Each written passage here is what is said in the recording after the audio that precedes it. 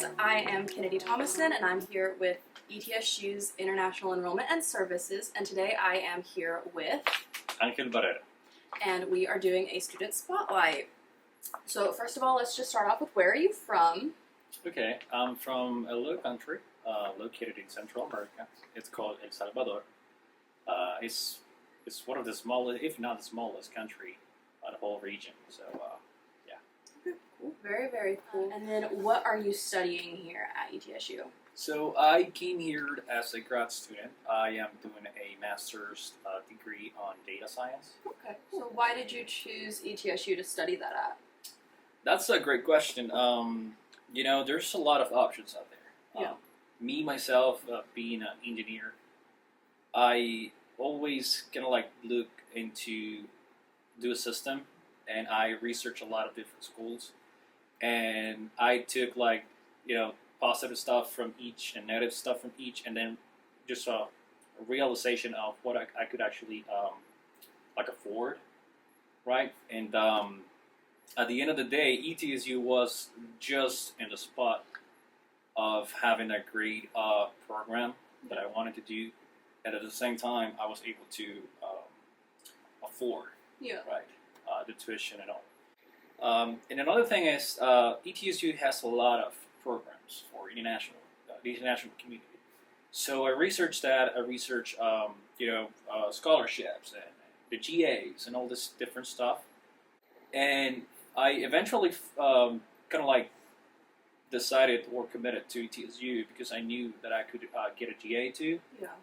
And so, the last part I think was very important for me is how I will feel in terms of how the people is based on what you research on the internet. And Tennessee appears to be a very friendly state. We try our best. Yeah, southern hospitality. Yes, we do have a lot of southern hospitality. What is the biggest culture shock that you had coming to America? East Tennessee specifically. Oh, okay.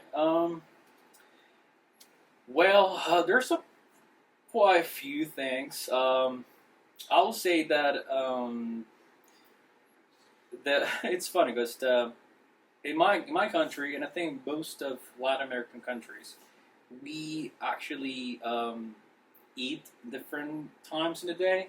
Okay. And the first thing that I noticed here is that you guys kind of do dinner around 4 or 5, which for me, frankly, is too early. No, I agree with that. I definitely am the kind of person that eats dinner at 8 o'clock at night. It is weird. We actually have coffee and bread. We call it pan dulce, which is like sweet bread. Yeah. Around that time, and then once we are done with that part of the day, we usually get dinner around 7, 8. Yeah. So that was majorly one of the biggest shocks that I had. Okay. Yeah. For sure. I mean, that's definitely very different. Yeah. I was like, I was the first day. I remember walking into the dining hall, and then all of a sudden it was 8, and it just pretty much just taking everything out. I was like, what are you talking about? It's dinner time, and they say no, you eat dinner around 5.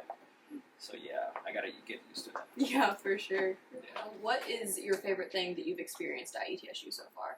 Oh, definitely the people. You obviously in university will have a lot of different, personalities and people that will like different stuff. But I think in my experience, I have different scenarios where I have met different kind of people, and even though they are completely different from the previous one, they are pretty much friendly, or at least they're just open to talk. Yeah. So I feel like I'm part of the whole community here, and overall being part of the national department and part of the IBB events that really kind of connect me to the community. Yeah. And that's pause. Yeah. For everyone that doesn't know, what is IBB? Yeah. Okay.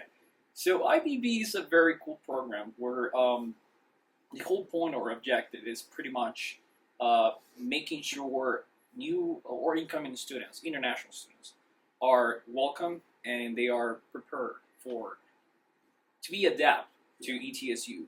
So what the department does is they do events, and also they pair another like domestic student Yeah. with this new international student, and they just pretty much help them to just kind of like get used to all the different challenges that you can face.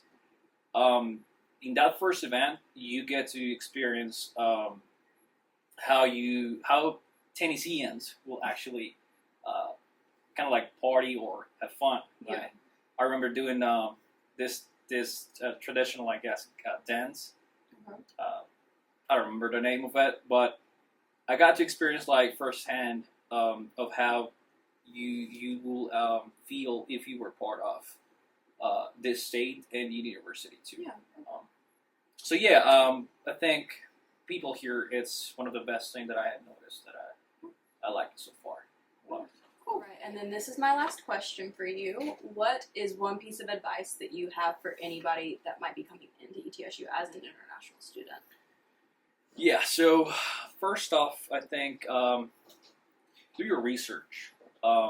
You would need to be prepared to every scenario that you can imagine, and moreover, I think if you do your research, you can probably get a better experience, not only when you get here, but also within the whole semester or term that you're here, 2 years, 4 years, because there's a lot of resources, right?